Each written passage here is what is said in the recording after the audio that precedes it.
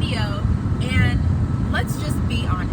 It's the new year, right? And everybody wants to be healthy, okay? So this video is going to focus on exercising, okay? This is something I struggle with, many people struggle with. I try to be as healthy as possible.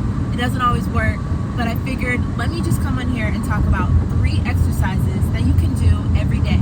So this is for anybody, whether you're walking or not. Maybe you can find some insight into what I'm talking about and incorporate some of these tips into your own life. These are just some moderate, intense workouts, nothing too crazy, but just something that you can do around the house or at the park. These exercises focus on aerobics, they focus on strength training, and they focus on stretching, okay? This is good for anybody, but especially for my spinal cord people, we really got to be doing these exercises, all right? This is good for our bone density. We got to keep our bones strong. It's good for flexibility, pain management. It's good for weight management, energy levels, all of those things. Watch my video. Maybe you can use some of this in your own exercise regimen. If not, there's tons of resources. I'll try to link some resources below for people with spinal cord injury. And if you don't have a spinal cord injury, maybe you can use some of this in your own life. You can apply some of my exercise tips, or maybe be inspired to get a head start on being healthier. All right, so I hope you guys find my tips helpful. And let me just put this disclaimer out there. I am not an expert. I'm not a doctor. I'm not a trainer. I'm simply just somebody who wants to be healthy. I have a spinal cord injury. I've tried to be healthy over the years, learned a few things, and I just want to share my knowledge. So I hope you guys stay tuned. Alright guys, so right now I'm getting on my standing frame and I'm using a sliding board. And a standing frame has many benefits. One benefit we mentioned earlier is it's really good for stretching.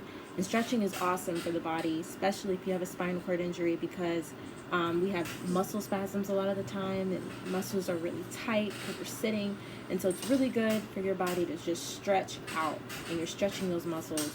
Another benefit is it's good for bone density. We hear that a lot in the spinal cord community. And because our muscles get weaker over time after our injury, it's really good to make our bones stronger by using a standing frame.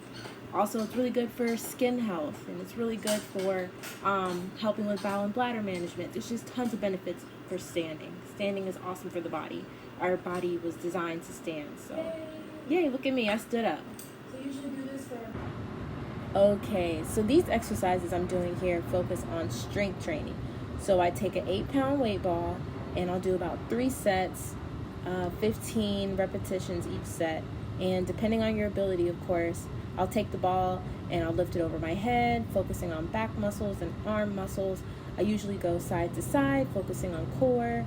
And I'll lift it up and I'll curl it, focusing on my biceps, okay?